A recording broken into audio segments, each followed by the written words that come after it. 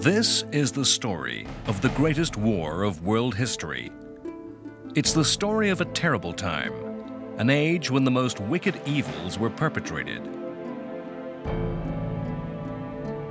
74 million were to die, 5.5 million Germans, 21 million Chinese, 21 million Russians, 6 million Jews, and 3.5 million Japanese.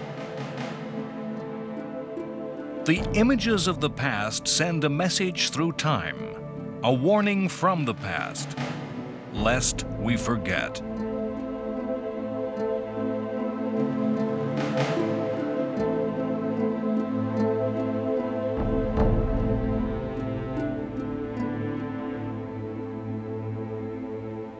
March 1933. A new Chancellor of Germany is elected. He does not seize power with conspiracy. He uses no violence. He is made Chancellor according to the laws of German democracy. A democracy he has openly and truthfully promised to destroy. He promises openly and truthfully to end the unfinished business of World War I, with blood if need be. He is Adolf Hitler. World War II was unfinished business. Without knowledge of the great European War of 1914 to 1918, we cannot comprehend the war that convulsed the world from 39 to 45. Even the fighting that tore across the remotest Pacific islands and the densest Asian jungle cannot be understood. The leaders of the world in 1939 were men shaped by the First World War. Hitler had seen the war at first hand as an infantryman in the trenches of the Western Front.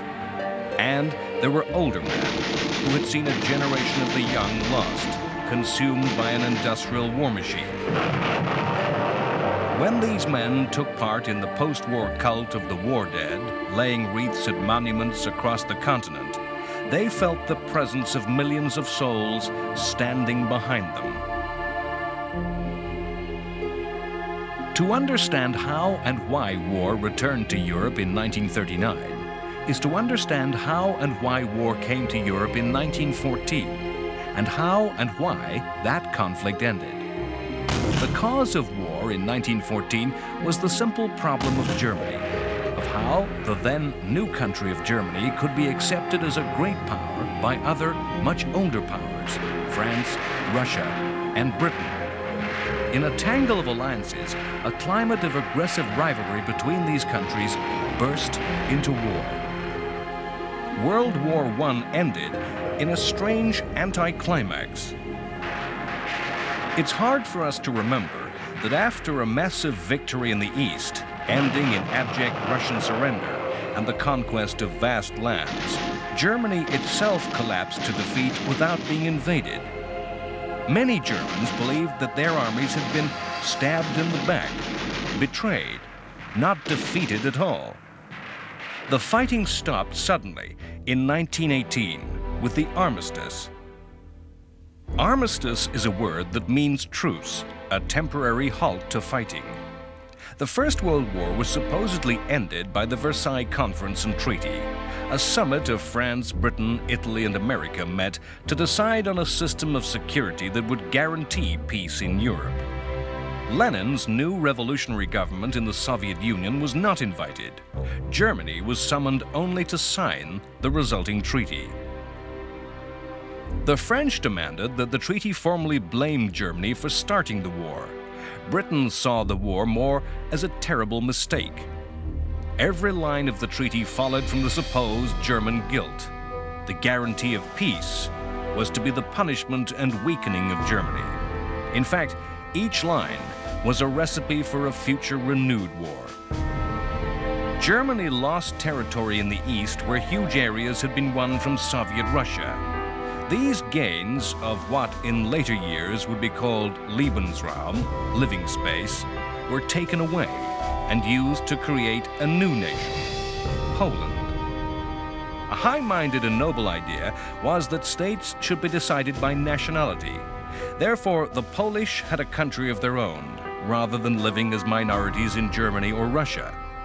But in drawing the new map of Europe, the principle of nationality was forgotten at Germany's expense. The new Poland was given access to the sea, and in the process, millions of Germans became a minority in Poland. The new Czechoslovakia was to be given defendable borders and included millions of Germans, the Sudeten Germans, and a minority of disaffected Slovaks. Contrary to the basic principle of nationality, German-speaking Austria was forbidden to unite with Germany, lest the two countries combined their strength. Versailles created a Europe where Germany, still a big, powerful country, was bordered in the east by weak, smaller countries with whom Germany now had scores to settle. The fighting had devastated huge areas of northern France and nearly bankrupted the economies of both Britain and France. The Versailles settlement insisted that Germany pay reparations. Huge sums were to be paid to pay off the debts of France and Britain, repaying money loaned by America. The sums were unimaginably large, crippling the German economy. Versailles imposed military humiliation upon Germany, insisting the Rhineland, that area of Germany adjacent to France, be demilitarized. The German army, the largest in Europe, was to be cut to 100,000, not enough to defend Germany, let alone start a war. The army was to have no modern weapons, tanks or aircraft that had revolutionized World War I. The German Navy was to have no U-boats. Versailles established the League of Nations, which would provide a forum in which international security could be policed and aggression contained. As the people of Europe mourned a lost generation, they lived in a continent where the tensions that had torn the nations apart remained, and upon which had been layered new resentments and new grievances. Now, the most powerful country in Europe remained with its strength, size, industry, economy, and population intact, and with a whole catalog of further grievances. And the success of Versailles as a system for peace and security depended on German cooperation. If Germany refused to pay, if she rearmed, if she moved troops into the Rhineland, the only option open to France and Britain was to restart the ghastly horror of the Western Front, to renew the war, fought to end all wars.